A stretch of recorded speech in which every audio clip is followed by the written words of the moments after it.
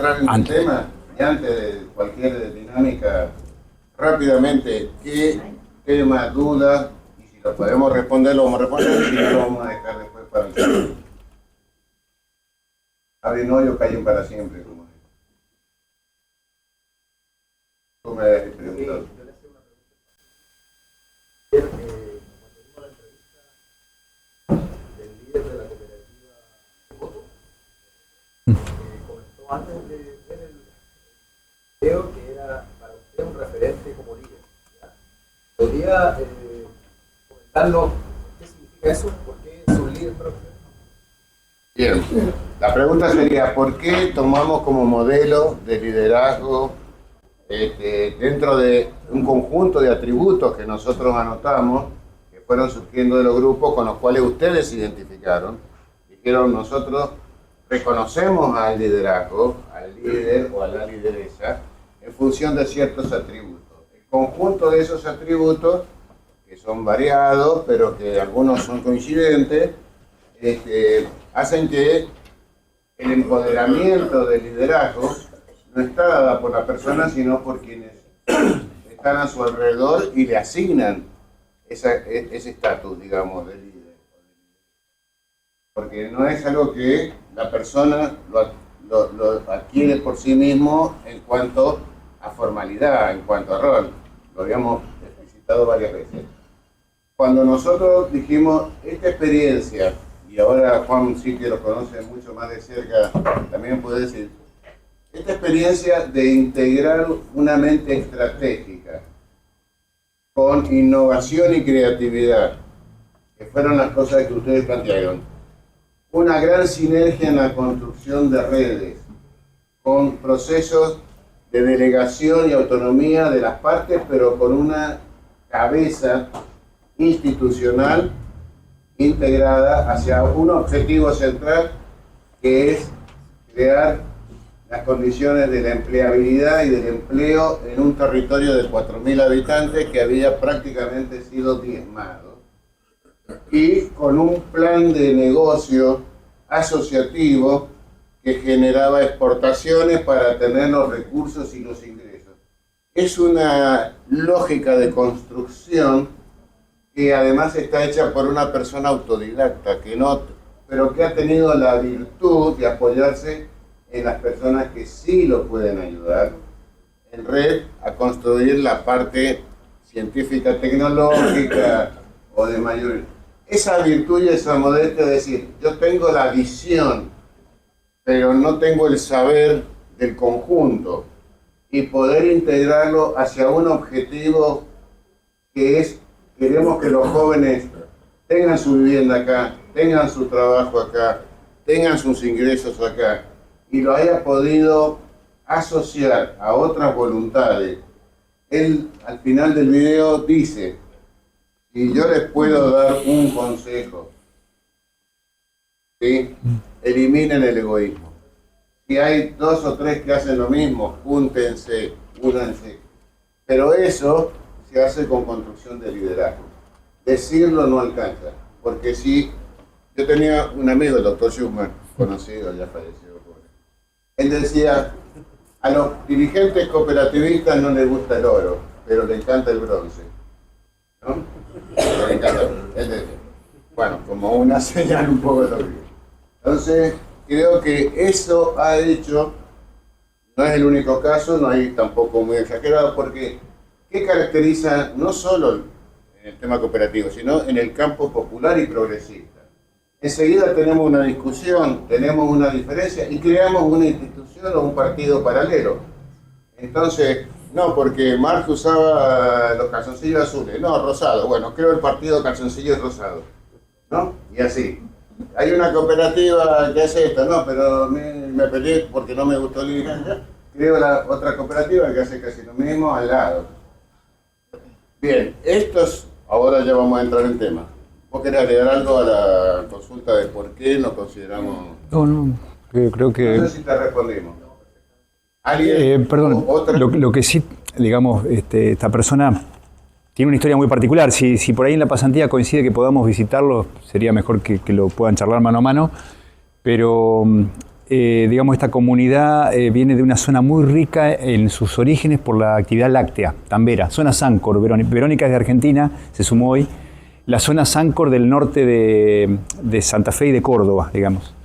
Y es la actividad láctea en Argentina fue perdiendo productores año a año por un sistema, yo creo que concentrado, equivocado, y fue perdiendo esos productores y fue perdiendo también fuentes de trabajo y entró en crisis la gran cooperativa Sancor Láctea, que dejó 90 familias, ahí lo nombró y demás. Es decir, que vienen de estar en una zona de confort, pero esa zona de confort no evitó de que tuvieran el diagnóstico de los jóvenes que se van y no vuelven de ese pueblo de pocos habitantes y cómo generar desarrollo humano y local integrado. Esa fue la gran visión que dice Luis, digamos, no solo de él, pero él pudo liderarlo de alguna manera juntando las partes, ¿no? Porque como todo pueblo, y algunos viven en poblaciones más pequeñas, están los que son de un club, los que son del otro, como decía recién él, los que están con una ideología, los que están con la otra, los que están en una entidad, en otra, y siempre buscamos más a veces lo que nos divide de lo que nos puede juntar. La habilidad fue poder juntar, pero poder juntar y concretar. Porque viste, que estemos todos juntos, lindo, y hablamos de cooperativismo y reunidos, es bárbaro. Pero que después hagamos en consecuencia lo que decimos. Bueno, sobre eso también yo rescato a alguien que dijo: lo óptimo es enemigo de lo bueno. No me acuerdo quién lo dijo. No está. Y yo creo que uno de los secretos del liderazgo es la demostración de pequeños logros que van retroalimentando. A veces uno se propone objetivos muy ambiciosos, y a veces el proceso de frustración o de dificultad para alcanzarlo. Entonces parte de la construcción del liderazgo es justamente, sin abandonar los objetivos estratégicos, cómo trabajar los procesos tácticos, se llaman. Estos son lenguajes militares, pero que lo usamos en la sociedad civil también. La diferencia entre lo táctico y lo estratégico es que lo táctico va, digamos, analizando batalla por batalla. Por ahí no el resultado de la guerra, que sería estratégico, pero sí batalla por batalla. Son competencias, cuando hablamos de competencias y habilidades dirigenciales y de liderazgo, también empezar a tener objetivos dentro del gran objetivo que nos proponemos para el logro institucional, tener pequeños pasos cristianos que retroalimentan y estimulan. Bueno, voy a retomar después lo tuyo, sí. Que me parece excelente. Pero vamos a darle un contexto a esta mañana. Ayer dijimos, cuando definíamos a las cooperativas como un tertum genus, ¿lo retuvieron a ese término? Es en latín, me hace... Es un tercer género. ¿Por qué es un tercer género? Porque está como movimiento social más vinculado a las asociaciones de carácter civil, en el sentido de que lo que pretende no es tener una rentabilidad sobre el capital, sino prestar servicios, y la rentabilidad es una consecuencia, digamos, para poder brindar esos servicios o incorporar otros o mejorarlos. Pero no es la finalidad, sino la finalidad es el servicio a los asociados y a la comunidad. Eso es básicamente. Pero por el otro lado, también es una empresa. Desde el punto de vista de la organización, para prestar esos servicios, tiene que conformarse como empresa. Y acá viene una primera definición para el tema. Y es que las entidades cooperativas, asociativas, pero sobre todo las que manejan prestaciones de servicios, ya tienen en su nacimiento una tensión. Nosotros somos líderes de organizaciones en tensión continua. ¿Y en dónde se expresa esa tensión? Entre las necesidades y los servicios a los asociados, es decir, la caracterización de empresas sociales, pero dentro de un mercado que ofrece también oferta de servicios que tienen que entrar a competir y ser rentables para poder ser sustentables. Entonces, hay dos caras de una misma moneda, que es, para ser efectiva la democracia como organizaciones de la economía social, al mismo tiempo tienen que ser eficientes como empresas económicas. No digo empresas económicas en cuanto al lucro de la rentabilidad financiera o de la rentabilidad final, sino en cuanto a la sustentabilidad. ¿Dónde empieza y termina el proceso democrático en la gestión y en el desarrollo de la organización? ¿Y dónde empieza lo que ayer también se habló, el management, el gerenciamiento y la sustentabilidad? Porque es imprescindible, no podemos llamar a asamblea cada vez que tenemos que tomar una decisión. ¿Y cuáles son y quiénes toman esas decisiones en el ámbito de la política institucional y en las direcciones, desde la asamblea para abajo, digamos, en sus distintos organismos? ¿Y dónde están las decisiones que toma la gerencia? Y entonces nosotros ya de partida decimos que lideramos organizaciones en tensión, porque además existen muchas veces tensiones entre los asociados y los intereses de la cooperativa. Nosotros, él tiene más experiencia que yo, porque así como lo ven, de chacarero, trabaja con él. Bueno, una parte de los estatutos en la cooperativa agraria dice que el asociado tiene que entregar la producción a la cooperativa. Pero resulta que cuando hay una acopladora privada que tiene compromiso y paga 2 pesos más, el asociado se hace el burro y le entrega parte de la producción a la privada y le entrega lo peorcito a la cooperativa. Bien, estos son cosas, lo tomo como un ejemplo, no quiere decir que exista esto. Entonces, en la cooperativa de trabajo también, no, yo estoy comprometido con la cooperativa, pero me sale una changa, como decimos en Argentina, y dejo colgada el trabajo de la cooperativa y me voy a hacer unos mangos por mi parte, digamos, y así sucesivamente. Es decir, casi estoy describiendo un matrimonio, digamos. Mango, traducción, mango pesos. Mango, sí. Lo que quiero decir es que nosotros somos conscientes, desde la génesis del sector cooperativo y de las empresas de la economía social, de que nacemos liderando tensiones. Ahora, ¿cómo se administran esas tensiones? Ese es el rol creativo y con herramientas técnicas que debe manejar el líder o la lideresa, o el conjunto, digamos, ¿no? Porque muchas de estas cosas se pueden prevenir o se pueden conversar si nosotros reconocemos lo que dijimos ayer, que somos espacios organizacionales. Cuando muchas veces alguien se incorpora a una cooperativa, ni conoce de dónde se incorpora. Viene porque tiene un trabajo, no sabe ni la naturaleza, no hay una recepción, no hay una educación. Por eso uno de los principios básicos del cooperativismo es la educación cooperativa. Pero la educación cooperativa y parte de los excedentes nació ya en 1800 con Roger y con los pioneros, porque no existe forma de compromiso sin conciencia. Y no hay conciencia sin conocimiento. Entonces, mucho nosotros lo vivimos con estas cooperativas que generó el Estado para cubrir determinados programas sociales. La gente no sabe ni dónde está, porque piensa que la cooperativa es el municipio y el Estado. Y le demanda a la cooperativa, y con la cooperativa de servicios públicos muchas veces pasa lo mismo, no distingue entre entre un ente estatal y la cooperativa, porque no está involucrado, no lo conoce. A las asambleas participa muy poca gente. Entonces, lo que quiero decir es que grandes cooperativas, por ejemplo, en el caso nuestro de distribución de alimentos como era el Supercoop, que llegó a tener más de 1 millón de asociados, pero cuando vino Carrefour y era más barato, se fueron a Carrefour y se fundió la cooperativa. Digo, lo simplifico al tema. ¿Por qué? Porque ya no eran socios, eran clientes.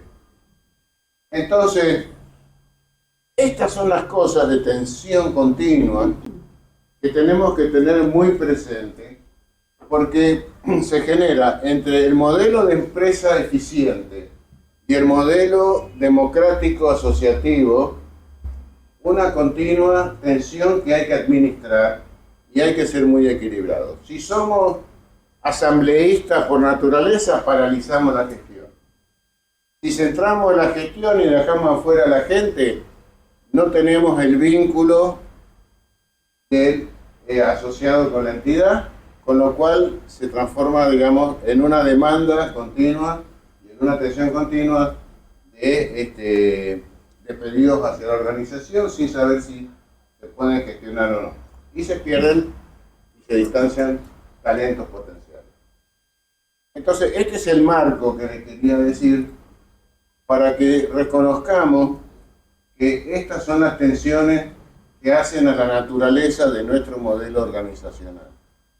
Ahora, esas tensiones no necesariamente tienen que devenir en conflictos o en problemas, pero está claro que está subyacente que si nosotros no tomamos la conciencia y las medidas adecuadas, esta capacidad de conflicto se van a ir generando y van a tener impacto sobre ambos modelos, el modelo empresarial y el modelo de gestión social. ¿Sí? Sí. ¿Alguien quiere comentar algo sobre esto? ¿O querían hacer algo ahora? Un poco para quienes nos acompañan desde hoy y que estén no solo informados, sino por ahí compartiendo parte de lo que Luis resume. Si se animan 3 personas en 1 minuto cada una, y bueno, si me dejan agregar condiciones, pongo en lo posible que ayer no se hayan expresado, como para que escuchemos más voces, y le puedan contar, o nos puedan contar a todos, pero sobre todo a quienes vinieron hoy, qué cuestiones quedaron como más fuertes de lo trabajado ayer. Y si alguien también quiere expresar alguna duda, porque bueno, Luis preguntó hoy, hubo una sola pregunta, pero ¿qué aprendimos ayer? Digamos, ¿qué aprendimos que consolidamos o que nos resultó importante, relevante? Y por ahí, ¿qué nos queda? Que a lo mejor está en lo que vamos a ver hoy. Pero bueno, 1 minuto, 3 personas. 1 minuto cada una, 3 personas. Y no se peleen por hablar, por favor, ¿eh? Ya tuvimos un valiente enseguida.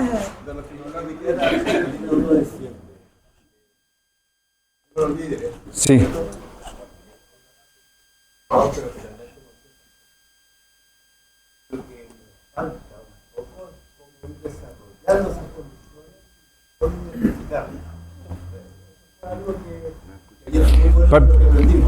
Un poquito más alto porque hay ruido ambiente por las ventanas. Acá no. El micrófono. Acercate acá más al medio. Les comento que ayer un contenido muy interesante respecto del tema de líderes. ¿Cuáles son sus características? Me que está claro esa idealización un poco del líder. Creo que lo que todo solo identificar las características que tiene, no poder hacer esas características en su camino, que no es otro, pero tener algunas herramientas que uno pueda ir trabajando, que a cada uno de nosotros nos falta, para poder llegar a ese liderazgo que, no sé si lamentablemente, pero pareciera que es fundamental en el tema de la y eso lo veo como un arma de doble filo. A ese líder que hacen, si no está ese líder pareciera es más complejo las probabilidades de éxito.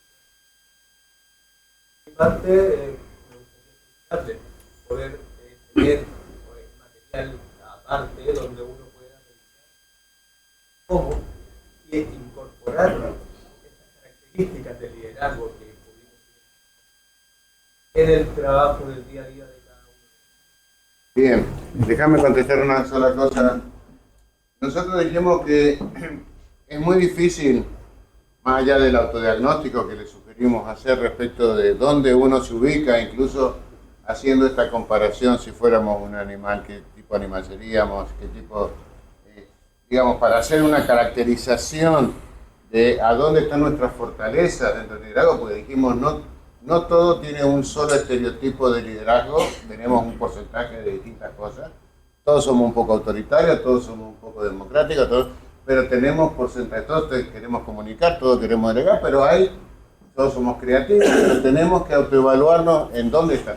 Pero esto tiene que ser con ayuda externa, esto quiero decir, no es leyendo un libro, porque vos tenés que trabajar con una devolución respecto de las metas, porque vos decís, yo quiero mejorar de mi 30% de problemas de delegación a un 50%, no decís a un 100%, no saltás de un 30 a un 100. Entonces, hay expertos, acá tenemos por ejemplo gente que trabaja en psicología organizacional, en coaching organizacional, y son pequeños de ellos, pero tiene que administrar el proceso, y el proceso no es generalizable. Digamos, yo les puedo dar mucha bibliografía sobre eso, pero la verdad es que con 3 o 4 reuniones a veces y algunas revisiones respecto de ciertos hábitos y comportamientos que hacen clic, que le dan sentido al cambio, es suficiente como para poder realmente cambiar que llamamos observador. Porque la principal limitación es dónde nos paramos para ver las cosas. Y si no nos movemos, como dijimos, con el 6 y con el 9, cualquier teoría y cualquier herramienta que les proveamos siempre va a estar en el mismo lugar de observador. Lo primero que hay que hacer es como le decía yo respecto de bajar de peso. Sí, yo quiero que me den receta para bajar de peso, pero no quiero comer menos. Entonces el tema es que primero uno tiene que ver hasta dónde está dispuesto a desear el cambio de la situación A actual a la situación B. Y la situación B suele ser caminos, como decía Galeano, como el horizonte. Uno los camina, pero nunca llega al horizonte. Siempre uno va reciclando y repensando los cambios, porque los humanos, y sobre todo los líderes y lideresas de las organizaciones sociales, se apoyan en el error y en las equivocaciones. ¿Por qué? Porque es aprendizaje, porque uno nunca termina de acertar, nunca termina de acertar. Entonces por eso también la humildad de decir cuánto es lo menos que nos queremos equivocar, porque eso es un aprendizaje. Fíjense que si no sería muy fácil, leeríamos la Biblia, por ejemplo, y seríamos todos maravillosos, seríamos todos Jesús si siguiéramos la receta, ¿no? Pero todos leemos la Biblia y hay algunos que son el Ku Klux Klan y otros, digamos, que son los curapilleros y leen la misma Biblia. ¿Cómo puede ser posible? ¿Qué pasó ahí? Ahí no está en la receta, no está en la Biblia el problema. Está en cómo cada uno va reinterpretando en función de las motivaciones y los objetivos. Digo porque no es que esté subestimando la información, pero la información no construye el líder lo construye la visión. Para reciclar la pregunta, es que uno requiere de elementos que permitan hacer juicio. Por lo tanto, a lo mejor hay textos que refieren a experiencias de otro, a situaciones, causalidad. Por ejemplo, ayer cuando respondía a este tema, decir, yo hoy le digo, veámoslo mañana.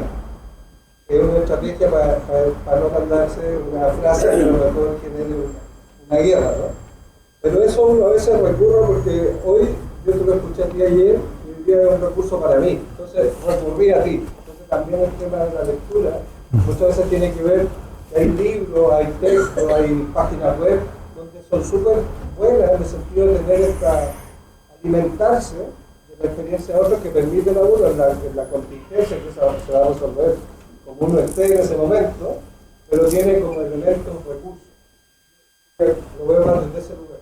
Sí, bien. La receta más Tan importante es que le vamos a dar un texto para que lean y lo discutan en grupo. Lo que yo estaba diciendo es que... Dime tú. Fuerte, ¿eh? Ser, hacer y tener. Creo que son tres palabras muy fuertes. Bien. Ella está resumiendo, para los que no estuvieron, que trabajamos 3 ejes. El ser ontológico, el hacer como acción y el tener como competencia. Entonces, la parte que vos mencionabas de referentes bibliográficos, lectura, información, ¿no?, tiene que ver con la tercera fase, que es el tener, cómo adquiero. Pero no te cambia necesariamente el ser, y la interacción entre el ser y el tener va a actuar sobre el hacer, sobre las acciones. Ese es el sentido de lo que estuvimos trabajando ayer. Entonces, si definimos, ustedes coinciden con que somos organizaciones que nacemos con esta tensión, que la vamos a resumir entre eficiencia y democracia. Porque, ¿por dónde se termina resolviendo? O por el asambleísmo y la disconformidad continua, porque nunca nos ponemos de acuerdo en 100%, cuesta, o por lo que nosotros llamamos la gerontocracia, que es la aristocracia de los gerentes. Porque los consejos pasan, se renuevan, las comisiones, las hacen, pero los gerentes quedan. Y la historia termina siendo, muchas veces, que quien asume el liderazgo y es el que decide, a este asociado le doy ciertos beneficios a cambio de que... y termina apropiándose, entre comillas, de la cooperativa. Nosotros tenemos una vasta experiencia en donde el dueño de la cooperativa es el tener haciendo gerente, o los gerentes, digamos. Y los asociados del consejo se dedican a la fiesta de fin de año y a ver qué café compran. Entonces, lo que nosotros decimos es: liderar una entidad no es saber hacer un puente, pero sí por dónde debe pasar. Porque si el técnico nos va a decir que por las condiciones técnicas el puente, en vez de pasar por aquí, tiene que pasar por otro lado, pero no nos interesa porque no hay ningún asociado allá, ni beneficia a nadie, pero es más cómodo porque técnicamente corresponde.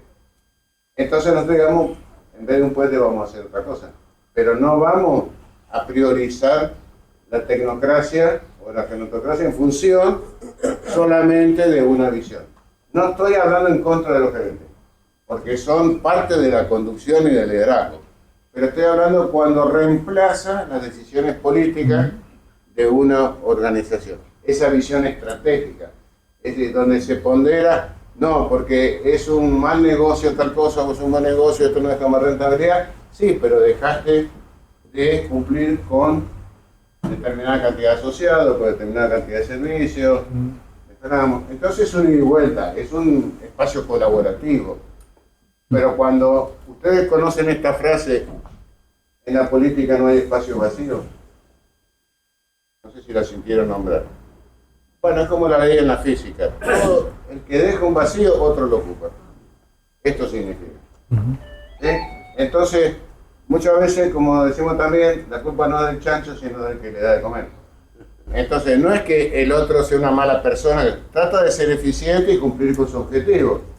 Nosotros ahora tenemos un conflicto en una cooperativa eléctrica de un pueblo, porque asumió a alguien que venía del mercado de la empresa privada, y trae la lógica de la empresa privada. Pero el consejo no le explica que no es una empresa privada. Entonces dicen, sí, pues nosotros necesitamos mejorar la empresa. Bien, pero tienen que, si viene con la línea de mercado, pasa lo que nosotros decimos muchas veces. Entonces dicen, no, porque hay que suprimir esto que no es rentable, hay que hacer esto que no es rentable. ¿Y para qué? ¿Para qué? ¿Para quiénes? Bien, ahí está la visión política estratégica. Yo quería, bueno, respecto a complementar lo de ayer, me pareció algo muy relevante con respecto a que una de las características era la visión estratégica. Y algo súper cuantificable, lo que vimos ayer, era que podíamos enumerarlo entre urgente, importante o posible. Y yo encontré que un mecanismo en términos de, claro, un mecanismo súper para ponderar, explícito, puntual y que todos pueden expresar, es cuantificar del 1 al 5 esto que yo quiero ponerlo. Es urgente, es importante, entonces eso fue lo que vimos ayer y que yo encontré que es un mecanismo cuantificable súper bueno, patente, para tomar decisiones y tener esa visión estratégica que debe tener un. Acuérdense que ustedes muy buena el aporte que ustedes hablaban del líder, la lideresa, y nosotros también a veces cometemos esto del líder, la lideresa, como si habláramos de la persona individual. Y nosotros habíamos, en otra parte habíamos dicho, centrado en el liderazgo. Porque estas características esenciales que enunció Luis, de movimiento social y de empresa, de democracia y de eficiencia, necesitamos construir liderazgos que a veces van a ser rotativos, no están encarnados en una persona. No estamos hablando de la persona individual, estamos hablando de atributos que se pueden construir incluso. ¿No les ha pasado en un grupo, cualquiera que hayan integrado, que ya sea por tormenta de ideas o por suma de opiniones y demás, termina apareciendo algo brillante, pero no se sabe de quién fue totalmente esa idea? No se puede decir fue de Manuel o de ella. Y fue del conjunto. Y si logramos, y ahí sí una actitud de liderazgo es parar la pelota, como decimos en el fútbol, y decir, reconozcamos que hemos tenido este gran acierto de construcción conjunta. Pero aprendamos a disfrutarlo también. ¿Por qué? Porque eso valoriza, revaloriza. Incluso yo he visto trabajar grupos donde había personas que no habían terminado la primaria y había personas que eran universitarios.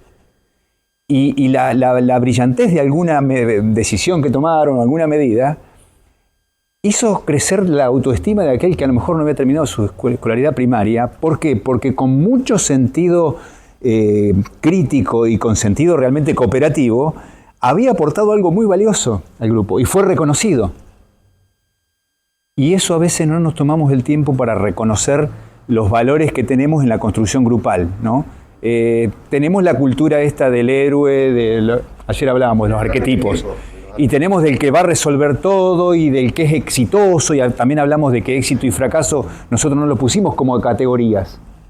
Entonces, en toda esta cuestión del liderazgo es muy importante tener claro que lo construimos en lo colectivo, que no significa no reconocer las capacidades individuales y el desarrollo personal. También es otra tensión, ¿no? Entre lo personal y lo colectivo, sí. Yo quería ahí comentar que el día de ayer, eso fue lo que más me quedó a mí. El liderazgo es un compromiso, porque la acción de liderar no es de uno solo, sino que puede ir rotando y tiene que ir rotando.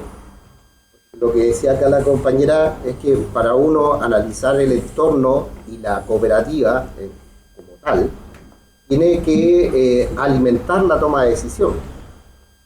Y para eso hay personas que desde la experiencia o desde la formación tienen mucho que decir, porque para que la cooperativa se mantenga en el tiempo como tal y no decaiga en su actuar, lo que hay que hacer es justamente eso, alimentar con información para analizar el entorno de la mejor manera, analizar las capacidades de la cooperativa de la mejor forma posible y no caer en un tema que a mí me gusta mucho ejemplificar, que es la administración por esperanza. Ojalá no nos pase esto, ojalá no nos pase esto otro. ¿Por qué? Porque lo único claro que tienen es la ambigüedad del actuar, y que si llega a pasar, hasta ahí llega la cooperativa. Y es que biológicamente estamos preparados más para la amenaza que para la oportunidad. Biológicamente. Nosotros ya nos ponemos alerta, pero esto desde nuestros ancestros, ante un posible ataque, ante que si nos va a faltar la comida, cómo hacemos, las inclemencias del tiempo. Estamos siempre más preparados para la amenaza. Y lo que tenemos que prepararnos es para las oportunidades también. Ahí quería. Hola. Muy bueno. Bueno, lo que se está planteando acá es muy importante y muy interesante. Tiene que ver también con la gobernanza de la cooperativa. Entonces, aquí hay que hacer una distribución de como dicen los coaches ontológicos. La gobernanza, cuando la escuchamos, muchas veces, y la hemos escuchado acá también, tiene que ver con esta estructura que está arriba y que permite gestionar una serie de cosas. Pero no olvidamos de que el diagnóstico nuestro que tenemos como institución es que la gobernanza interna de la cooperativa no está funcionando. Por eso estamos haciendo una serie de actividades para entregarle conocimiento a los grupos precooperativos y las cooperativas existentes de tener una gobernanza interna que les permita trabajar todos los elementos que se están mencionando acá. Y nos pasa lo que dice Juan, lo que dice Luis, en este caso, que lamentablemente tenemos algunas cooperativas captadas por el gerente, captadas de verdad. O sea, los cooperados que son dueños de la cooperativa, por una serie de factores que han pasado en la historia, han delegado en algunos gerentes prácticamente todos. Y la cosa es al revés, porque en nuestra estructura, en nuestra ley, establece la Junta, establece la Junta de Administración, que en el fondo recoge lo que dice la Asamblea y le encomienda al gerente. El gerente es el brazo armado, es el brazo ejecutor de lo que el Consejo de Administración tiene que realizar. Y eso no se logra plasmar en la realidad. Y nosotros estamos, a partir de este año, estamos permanentemente trabajando con ellos y estamos invitando a las cooperativas que tenemos en la región, que ya llevan un par de años, y a los grupos precooperativos a mejorar su modelo y avanzar en ello, porque si no logramos avanzar en ello, lo que queremos lograr con las cooperativas, lo que hemos hablado todos estos meses, es difícil que se logre poder alcanzar. Quiero mencionar el tema de los líderes. Yo llevo trabajando 20 años en la institución y he conocido muchos líderes en la región, políticos, pescadores artesanales, de la parte agroindustrial, de turismo, etc. O sea, si tú me preguntas a mí qué es lo que yo puedo ver en la transversalidad que lo une, que lo hacen a algunos buenos líderes, porque ayer también una colega que está acá dijo que también tenemos líderes negativos, y eso es verdad. Pero me rescato, me voy por los líderes positivos. Mira, saber escuchar, ser empático con el otro y tomar decisiones. Aunque esa decisión para algunos nos moleste, pero se toma la decisión, avanza. En lo práctico quiero contarles, cuando tú mencionaste algo sumamente importante que creo que pasó un poco en el aire, que tiene que ver cómo la cooperativa en los estatutos acuerda la entrega de la producción de los cooperados para que la cooperativa venda. Mira, dos casos regionales, prácticos. Cooperativa pesquera que tuvimos acá, de Ajivia, estamos hablando de millones de dólares. No estamos hablando de pesos, ni pesos argentinos, ni pesos chilenos, dólares. El líder de esa cooperativa se encontró con una disyuntiva, que la empresa que le compraba la Ajivia le pagaba a 10 días, 15 días, y el pescador que llegaba en el bote necesitaba que le pagara al tiro, al día a día, porque necesitaba comer, para pagar el agua, la luz, darle la plata para los chiquillos para que fueran al colegio, etcétera, etcétera. ¿Cómo se solucionó ese conflicto? Yo participé en esa reunión. ¿Cómo se solucionó ese conflicto? La Asamblea propuso un 2% propuso que el 2% del bote, de lo que llegaban en el bote a la caleta, fuera destinada a un comerciante que estaba afuera esperando, porque los comerciantes no podían entrar a esa caleta. Entonces ese 2% se dio para que el pescador, o los pescadores que iban en el bote, pudieran... Una caja diaria. Caja diaria y pudieran pagar y tener plata para todo. Perfecto. Después le llegaba el pago que corresponde a los 10, 15 días. ¿Se solucionó el problema? Se solucionó el problema. Ahora tiene el otro que la Ajivia se escapó y no está acá, pero no importa, es un tema productivo. Pero ese problema, ese líder lo logró solucionar. Otro líder, que es de Montepatria, estamos hablando de cooperativa de tomates, una gran cooperativa que había, gigante, no logró solucionar ese problema. De lo que tú comentaste, que llegaba el comerciante, la cooperativa había establecido el precio a 1.000 pesos, por ejemplo. Llegaba el comerciante Juan Pérez y le decía por al lado, te compro el kilo a 1.200, a 1.300, a 1.500. ¿Qué hacía el cooperado? Entregaba al comerciante a ese precio. Murió la cooperativa, porque nunca existió un trabajo interno de la gobernanza, de visualizar que podemos avanzar y podemos cumplir sueños como cooperados. Si ese ejercicio, los grupos precooperativos que están presentes acá, algunos estamos trabajando también y han ido a la oficina, no lo tenemos claro hoy día, se nos va poniendo el camino cuesta arriba. Cuesta arriba. Y seguramente que después que la cooperativa se fondeó, no le pagaron 1.200, le pagaron la mitad. Sí, claro, porque esa es la historia.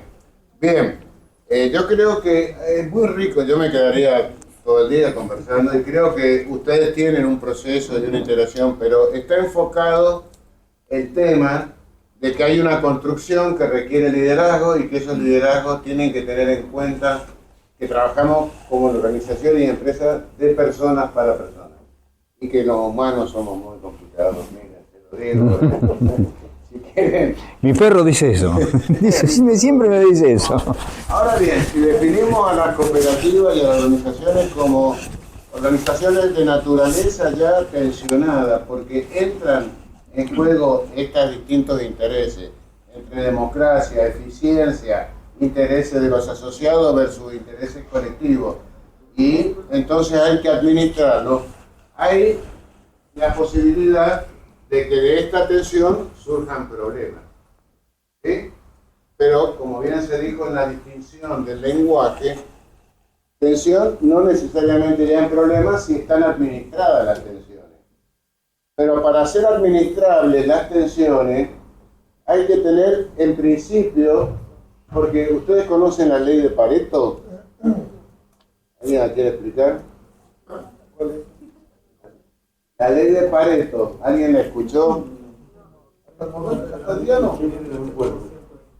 Haga fuerte, porque sí, es lo que voy a decir, pero...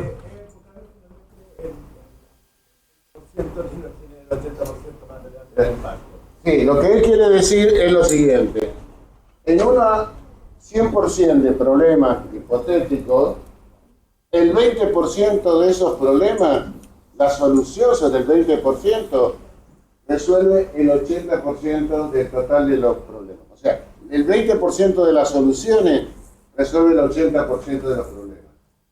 Para eso es muy importante saber que uno no se puede ocupar de todo lo que identifica como tensión derivada del problema, sino que a cuáles son aquellos que impactan en cascada. Por ejemplo, un mal sistema informático, una falta de comunicación con los asociados, o de comunicación de la entidad, o de falta de identidad, impacta sobre la visión comercial, sobre la identidad con los asociados, entonces no necesitamos trabajar sobre el 100% de los problemas identificados, sino identificar el 20% que va a impactar sobre el 80% de las soluciones. ¿Sí? Tenemos que ser claros en que tenemos que administrar la energía en aquello que impacta en la mayor cantidad de respuestas para prevención. ¿Sí? Entonces, el primer concepto de la tensión es identificar cuáles son aquellas tensiones que, atendiéndolas, y después vamos a decir con qué herramienta, vamos a poder prevenir el 80% de los conflictos o de los problemas. Y eso es la ley de Pareto. ¿Por qué? Porque Pareto la hizo. Bueno. Si no se llamaría ley de Levin o de Puig, pero no. Dame eso porque lo toca cada rato y distrae que se corre. Perdón. Tengo el cosito ahí que lo prendo. Bueno, es la tensión. Ahí está. Entonces, Porque si no lo distrae. bueno, segundo tema muy importante. Frente a cada tensión y potencial problema, otro problema, y si el 20% resuelve el 80%, tenemos que tener diseñadas respuestas. No podemos, uno de los grandes problemas de nuestros líderes es que permanentemente estamos siendo distraídos por las urgencias y los problemas y se repite lo mismo. Entonces tenemos 10 asociados con el mismo problema y tenemos que darle tiempo, espacio a los 10 por lo mismo. Y para el mismo tipo o muy similar de problemas. Entonces, si nosotros diseñamos los espacios conversacionales, decimos, bueno, para este problema vamos a reunir a los 10, vamos a traer que nos cuenten, y ya vamos a tener previsto algún tipo de respuesta, ya sea por la positiva, por la negativa, por una alternativa, o le vamos a pedir que nos propongan ellos y los involucramos. Pero la tendencia a, nosotros decimos el efecto radiador. ¿Sabe cuál es el efecto radiador? Que todos los bichos se nos pegan. Bueno, es como en el auto, ¿vieron que van por la ruta? Bueno, nosotros tenemos esa tendencia. ¿Por qué no? Y enseguida entramos. Y si nosotros no tenemos claro cuáles son esas potencialidades que se van a expresar en conflictos o en problemas, y más o menos se van repitiendo, ya con eso tenemos una buena parte del diseño conversacional. ¿Y en qué consiste el diseño conversacional? Vamos a hablar después del break de las preguntas poderosas. Antes de dar respuesta, tener claro de qué estamos hablando. ¿Cuál es el conflicto y el problema real que está subyacente detrás de la demanda? Porque no siempre, y diría casi nunca, que me corrijan, lo que se expresa es lo que hay de fondo. Es el síntoma lo que aparece. Muchas veces hay que ratificarlo. No, porque acá nunca se puede hacer nada. ¿Cómo nunca? ¿Qué es nunca? Nunca se hizo, nunca a partir de cuándo. No, porque a mí me dijeron. ¿Quién lo dijo? ¿Cuándo lo dijo? ¿Cómo fue? Contame un poco más. ¿Y qué te dijeron y qué entendiste? Porque a lo mejor te dijeron una cosa y vos entendiste otra. Entonces, antes de entrar así, no digas pavada. Y ahí entramos ya del problema conflicto. Hay toda una serie de diseños conversacionales y de herramientas que nosotros tenemos que administrar y las denominamos desde el coaching ontológico preguntas poderosas. ¿Y en dónde tiene que estar ubicado? Porque, por ejemplo, no, acá nunca se puede hacer nada, siempre me atendieron mal. ¿Cuándo fue siempre? ¿Para qué tema? ¿Quién te atendió mal? ¿Qué es lo que pasó real? No, porque yo no traje el papel. Pero vos no trajiste el papel, pero sabés que... Y bueno, y pediste el turno como... No pedí turno ni nada, entonces me metí. Entonces, bueno, y ahí uno tiene ya un diseño.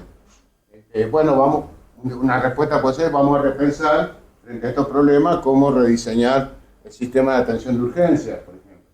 O dejarnos el tema para pensar. Y entonces uno va generando un espacio de respuesta donde no tiene que estar todo el día con la cabeza con otros problemas que son más relevantes, más urgentes, haciendo de radiador, donde todo se te pega y todo uno tiene que dar respuestas inmediatamente a todo, y a veces nos pasa, damos diferentes respuestas para problemas comunes, y también es una incoherencia, porque, no, pero vos le dijiste a fulano de tal o a fulano tal cosa y a mí me decís otra. No. Entonces, diseñemos los espacios conversacionales basados en Pareto. ¿Qué quiere decir? Identifiquemos aquellos problemas o tensiones recurrentes, las 4, 5, 6, tengamos un diseño conversacional, es decir, qué le decimos a quien hace el planteo, y si no lo dice y está igual planteado tácitamente, lo convocamos, y a todos les planteamos determinarlo a través de preguntas, cómo lo identificamos, cómo ratificamos de que se trata de eso y no de otra cosa, etcétera, etcétera, etcétera, y le dedicamos una hora, 2 horas en la semana, en el mes, etcétera, etcétera, etcétera. Eso se llama diseño conversacional. ¿Qué tiene de especial un diseño conversacional? No es solo cómo vamos a preguntar y a enfocar, digamos, hacia dónde están las tensiones y los problemas dirigidos, sino que le vamos a dar un tiempo y un lugar adecuado. No lo vamos a hacer en la vereda, o en el escritorio de Paradito, o en el pasillo de la cooperativa, o venir. Luis, perdón, respecto al encuadre y el lugar, la observación de la cámara, tendrías que estar ubicado, porque están filmando. ¿Eso es una cámara? Bueno. Sí, entonces ahí. Bueno, está bien. Entonces. ¿Está bien ahí? Ya la fama me... Por eso, hablaste de espacio, de lugar, me diste lugar. Volviendo al tema, la gente, que ustedes vieron que viene alguien muy enojado. Ustedes se paran, vení, vamos a tomar un café, y uno lo recibe en un lugar un poco más acogedor, donde no hay tanto ruido e interferencia, donde uno se sienta a la par, no se sienta en un escritorio y el otro en el piso, entonces lo mira así, ¿viste? Yo soy el presidente. Bueno, Entonces, estas cosas tienen altísimo impacto, y son preventivas, pero además nos ayuda a crecer a nosotros, porque detrás de muchos de estos problemas, de estas tensiones que terminan en problemas, hay a veces malas interpretaciones, equívocos, hay diagnósticos que no se corresponden, sensaciones que nosotros tenemos y respuestas equivocadas, muchas veces. No, porque a mí me atendió mal, acá siempre se atendió así. No sé si les resulta familiar. Bueno, y a mí qué me importa, a mí me atendieron mal, digamos, ¿no es cierto? Y bueno, pero siempre fue así, siempre desde cuándo. Y bueno, estas son las cosas habituales que nosotros le podemos dar respuesta inmediata, pero crean un efecto de empatía muy grande. Entonces, me atendieron mal, ¿sabes qué? Te vamos a invitar a una reunión. Y vamos a invitar a otros que dicen lo mismo, pero no lo vamos a discutir acá ahora como vos querés, para que la calentura vaya subiendo y después terminemos medio a los gritos. No tiene sentido. Eso es lo que le quiero decir. Entonces, los diseños conversacionales implican diseños de contenido, de forma, de lugar y de tiempo. ¿Cuánto le vamos a dedicar de tiempo a esto? No puede ser que uno se siente en forma indefinida a discutir un tema. Mira, te propongo que plantees el tema, vamos a escuchar con atención, vamos a comenzar. Te garantizamos un área de confidencialidad y de confort, en términos ambientales, un café, un té. Esta conversación de acá no sale, la vamos a trasladar lo que corresponde, ya sea para asociados, para personal o para colegas, digamos, es lo mismo. Y entonces, terminados los 15 minutos, y mirá, en todo caso, como el tema no lo pudimos terminar de cerrar, vamos a volver a hacer esta reunión, dejanos que lo pensemos y lo discutamos. Eso es un diseño ordenado, preventivo de conflictos.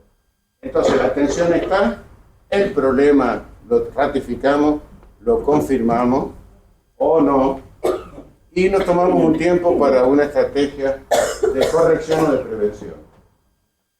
En un momento ordenado y en un tiempo que es razonable para que ustedes le dediquen a estos temas, en función de no estar, porque ¿cuánto le dedican muchas veces los consejeros a resolver todos los temas cotidianos que se le van empezando? Bueno, tengo esto, tengo este otro problema, y estamos como obligados a dar respuestas inmediatas. Y en esas respuestas inmediatas, muchas veces no tenemos claro ni el problema, ni la solución, y somos promotores del conflicto, sin darnos cuenta. O sea que muchas veces el conflicto no es que viene de afuera, sino que nosotros mismos no lo sabemos administrar. Por eso es tan importante que tengamos en cuenta esto. Y son mecanismos que no son complejos e instrumentales. Pero tengan en cuenta esto. ¿Eh? Bueno, ahora me sacaste el mando. Sí, acá está.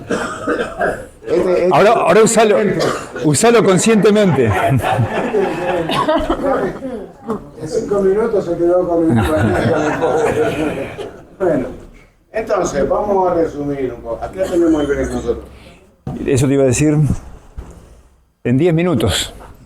Bueno, entonces, para repasar, si definimos a las cooperativas y a las organizaciones de la economía social como organizaciones que tienen en su naturaleza tensiones, el tema del rol del liderazgo es la administración de esas tensiones, de una manera adecuada, correcta, que no les quite energía para sus funciones de conducción, o lo menos posible, y puedan realmente aprovechar estas tensiones para mantener un equilibrio entre democracia y eficiencia y poder conducir y tomar decisiones adecuadas. Pero cuando esa tensión se transforma en un problema, en principio no lo veamos como un enemigo, porque lo dijimos ayer. Si no decís lo mismo que yo, pensás igual que yo, sos mi enemigo. Hay que descartar ese tema, en principio. No es que no haya enemigos, pero digamos, tenemos que verlo como alguien que quiere, a veces no sabe cómo, por ahí lo hace de mala manera, pero en el diseño conversacional alguien viene muy enojado por uno y plantea un problema, o plantea una demanda, y uno ¿qué es lo que hace? Dice, mira, con una sola frase, es muy interesante lo que me estás diciendo, me interesa. Con eso ya desarmaste del problema. A ver, ¿cuál es tu propuesta? ¿Por qué? Porque el problema es para discutirlo y es para resolverlo. Pero si yo digo, uy, este ya viene a encararme, y yo ya me pongo, ¿no? A mí no me va a joder el tiempo. Entonces empezamos el conflicto. Entonces, ¿cuándo es el conflicto? Cuando realmente se oponen entre sí alternativas de esto que dijimos al principio, lo que se intenta resolver. Si es que se intenta resolver, porque tampoco somos ingenuos y hay personas que son generadoras de problemas porque realmente no tienen un interés constructivo. Y eso también hay que tener un diseño conversacional para saber cómo trabajar estas disrupciones. Muchas veces cuando no tenemos una preparación de educación emocional, tal vez podemos responder desde la emoción del otro. Ahí es donde uno tiene que aprender, vincular con la emoción, sino que asumir la posición que tiene para resolver. Miren, el proceso neurolingüístico es así. Viene alguien a los gritos, enojado, y lo primero que uno siente, yo voy a mencionar una parte del cuerpo, a veces otra, es como una pelota acá.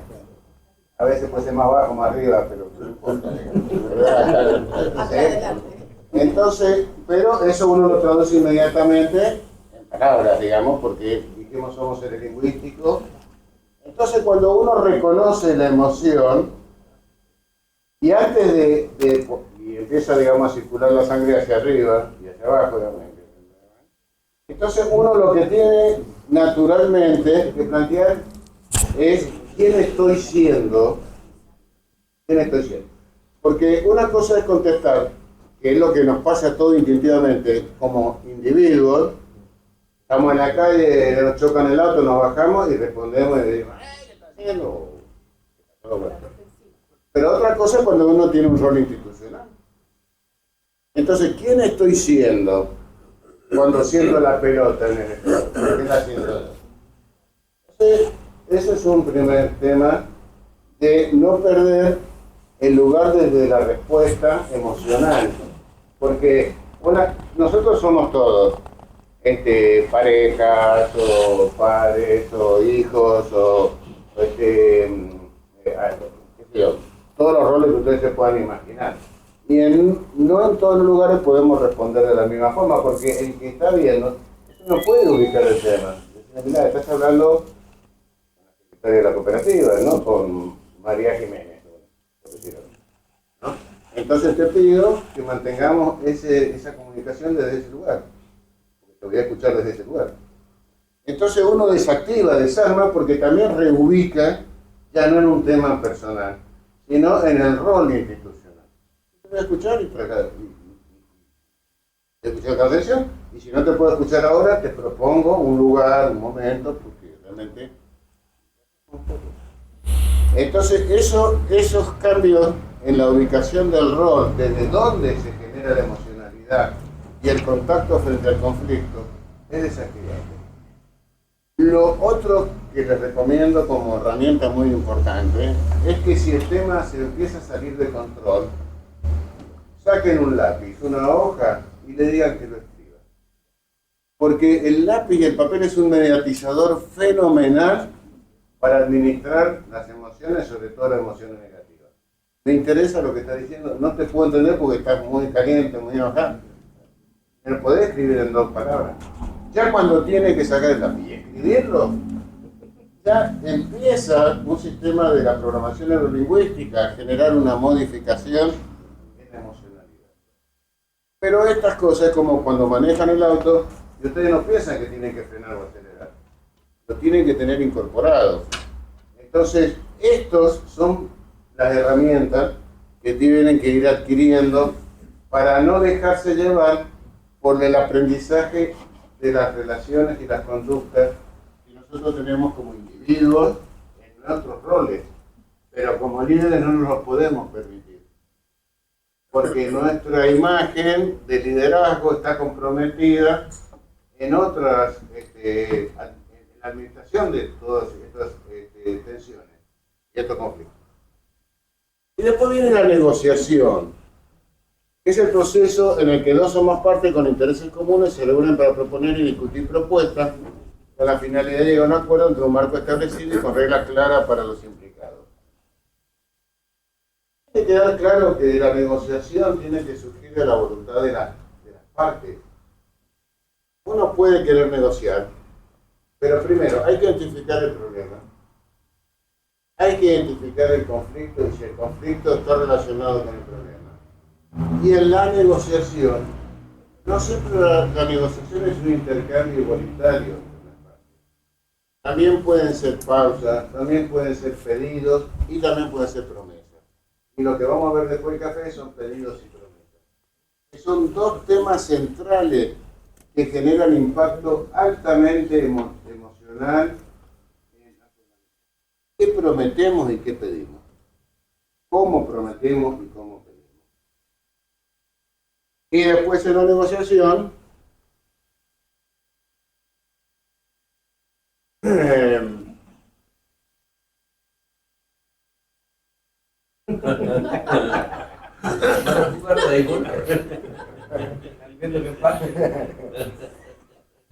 cuando volvamos, vamos. ¿Quién empieza con el más? Bueno, y la tercera recomendación es comprarse un palo como ese. Y de madera rumba. Ah, eso sí, que sea de artesano. ¿Ya está para el café ya o todavía no? Creo que es la hora. Marisol está. Espera que vamos a mirar. Vamos a generar un problema.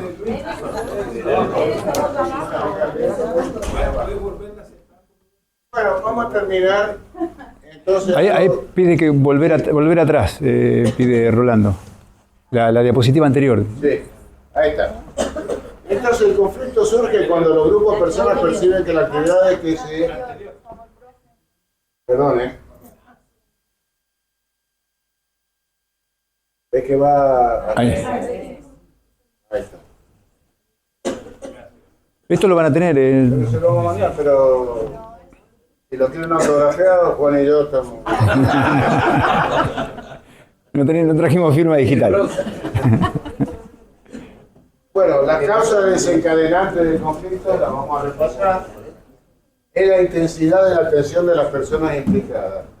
Y respecto de la intensidad, es lo que dijimos antes, tenemos que tener en lo posible prediseñadas respuestas para que no crezca el conflicto en intensidad dentro de roles preestablecidos, sabiendo desde qué lugar nosotros administramos la atención y el conflicto.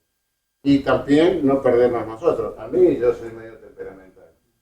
Tranquilo, como bastante, pero hay veces que me toca mal, digamos. Y como presidente de la institución, y pues también fue presidente, uno lleva tiempo, se lo digo. Entonces, no soy Luis Levín, soy el presidente, no soy Luis Levín, uno tiene que hacer los mantras. Sí, querido, te escucho, pero... todo ambiente de la institución. Bien, pero lo importante es ser consciente que la intensidad nunca ayuda. La intensidad es una cosa que es un camino sin retorno, o muy difícil de retorno. Una vez que las cosas pasan determinados límites, el camino después es muy difícil de mantener. Entonces hay que tratar de evitarlo, aunque uno tenga que tragarse, como decían los viejos políticos, varios sapos, digamos. Está esa frase, en la política hay que aprender a tragarse sapos. Bueno, eso. Algunos son que les gustan mucho los sapos. Bueno, después, predomina tensiones sinérgicas o tensiones antagónicas. La sinérgica es que comparten objetivos pero no metodología. Y eso es parte de la identificación de los problemas. Estamos hablando de un tema conceptual, estamos hablando de el café, ¿eh? A las 11. Porque así podemos administrar y diseñar los espacios conversacionales y ver a quién involucramos. No es lo mismo discutir temas de contenido, objetivos y conceptuales que metodológicos. Lo que pasa es que a veces también la línea es media gris, porque la metodología también hace a lo conceptual. La metodología no es algo secundario a la ideología. ¿Sí? No, hacemos democracia, pero somos autoritarios, al que no con él, como decía el canto. Bueno. Y otras tensiones antagónicas que no tienen ni estrategia ni objetivo.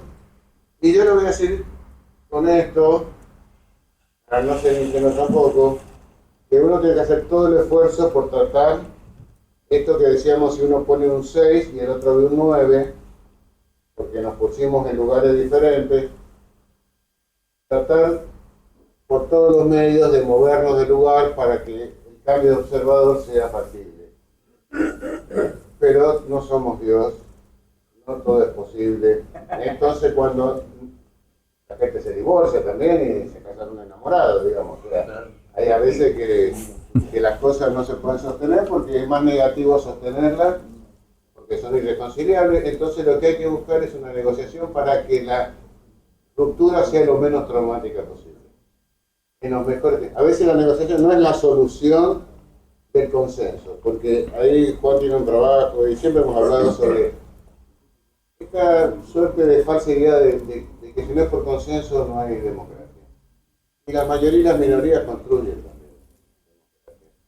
Tenemos que ser permeables a que pueden haber diferentes canales de entrada y de salida.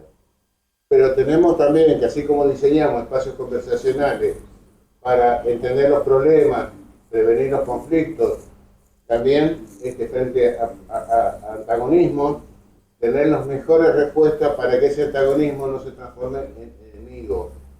O sea, descargar esta idea que si no coincidimos y son antagónicos, tenemos que construir con mayorías y minorías. Y siguiendo el debate. Que no tenemos necesariamente que llegar a ser enemigos porque no pensamos igual y no sentimos que la metodología sea la misma. Y esa respuesta de contención es muy difícil. Lo viven a diario en el mundo, ¿no? Cuando ya pensamos diferente, qué sé yo, es difícil porque la gente, el sistema, los medios de comunicación nos han llevado a hablar siempre de las brechas. Acá en Chile también le dicen brechas. Eventos. ¿Cómo le dicen? Eventos.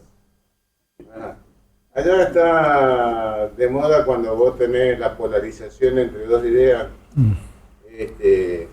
La grieta. La grieta le dicen, no brecha, la grieta. La grieta. Donde no se puede hablarle nada, cualquier cosa que diga el otro, lo fusilo. Bueno. También tiene que ver con el ego del líder, de ponerse en el lugar del otro y sondear, como dices tú, llamar a todos, identificar el problema y también preguntarse, ¿es importante, es necesario, es verdadero? Uno mismo para estar aplicando mientras hace este sondeo transparente que no sea de pasillo, pero también saber escuchar, ser humilde, hablar con la verdad si es necesario y darle una solución, como dices tú.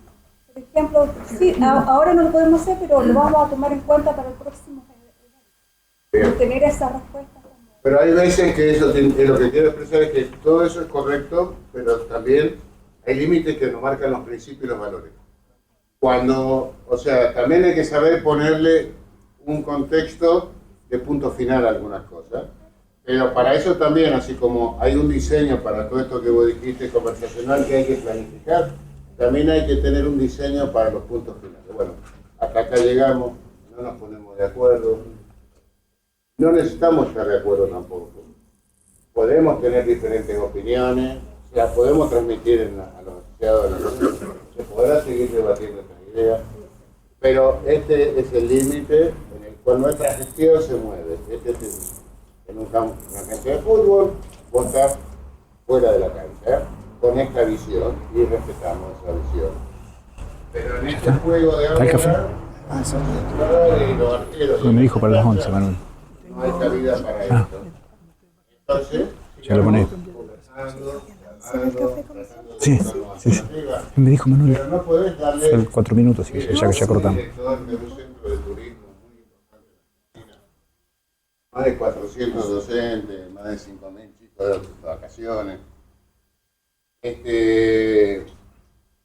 No se puede, y los padres venían, uno que la milanesa estaba dura, otro que a las 5 de la mañana quería hacer un asado y la parrilla se la había desoldado no sé qué, y te venían tocando el timbre. No se puede, digamos, hay un momento en que uno tiene que decir, no, mirá, esto es una anarquía, es un desorden, es imposible vivir así. Estos son los límites de los acuerdos y de las normas. Y por fuera de esto, conversemos. Lo importante es no sentir que nosotros emocionalmente lo estamos diciendo a vos. ¿Cómo se hace? Te hago la cruz, ¿cómo es? Sí, te hago la cruz. A partir de ahora cenaste conmigo. Y a lo mejor después hace aporte razonable que se yo, pero ya le bajamos A veces, muchas veces se hace, en grupos grandes se hacen comisiones resolutivas de ciertos problemas para evitar ese tipo de conflictos. Sí, el general Perón decía que el camello surgió de un caballo dibujado en comisión. Es una vieja frase de las comisiones. Las comisiones cumplen una función, pero también puede ser una mediatización. Es cierto lo que voy a decir. Todo eso son herramientas de apoyo. Pero hay temas que son realmente de conducción centralizada, de la máxima decisión, y tienen principio y fin, diseños y espacio, tiempo, abordaje de problemas, abordaje de soluciones, abordaje de negociación. Y también hay que saber manejarse porque somos humanos. Cuando se presentaron, yo lo escuchaba, me levanto a las 5:30, a las 6 de la mañana, doy desayuno a los chicos, cuánto le dedico a la institución, bla, bla, bla. Y la verdad que era agobiante. Entonces tampoco uno se cree ese Superman o Superniña, digamos. Hay que aprender. Bueno, esto es una famosa, no tiene una connotación mayor si a alguien no le gusta, pero el Che Guevara tenía esa, hay que ser firme sin perder la ternura, decía, ¿no es cierto? Exacto. Entonces la firmeza no es un signo de autoritarismo, tomando esa frase, digamos, ¿no? Tenía dos frases que yo las rescato mucho en los cursos de conducción. La otra frase que la uso mucho en los cursos de capacitación de gestión, que él usaba en la guerrilla, pero a mí me sirvió mucho para... Decía, la velocidad de un pelotón se mide por el hombre más lento. Quiere decir que él lo que decía es que podemos tener al mejor comandante al frente del pelotón, pero si los demás están atrás, te matan a tiro, digamos. Entonces, eso decía, la velocidad de un pelotón se mide por el hombre más lento. Y lo otro, no hay que perder hay que ser firme sin perder la ternura. Uno puede ser cariñoso, tierno, comprensivo, amable, qué sé yo, pero es como si fueran capitanes de un barco. Y vos decís, hay que agarrar el timón y allá está el puerto. Y viene un marinero y te dice, no, ¿por qué no pasamos primero por a ver a mi tía que queda por el otro lado? Que fue quien cayó en Italia, ¿se acuerdan? Que fue a ver a la suegra a saludarle y se quedó con el barco. Luis, ya está la... Ya está la... Ahora, cuando dijiste de lo de la firmeza y la ternura, después si quieren buscar para reírse un rato, reírnos a nosotros mismos de las cooperativas, Agarrate Catalina, no sé si lo han escuchado, es una murga uruguaya. ¿Vieron la de el McDonald's que se transforma en cooperativa? Entonces tienen la hamburguesa popular. Y decía que sea firme pero que no pierda la ternura la carne. y luego termina en una fuerte desviación y autocrítica, pero bueno, está muy bueno para verlo.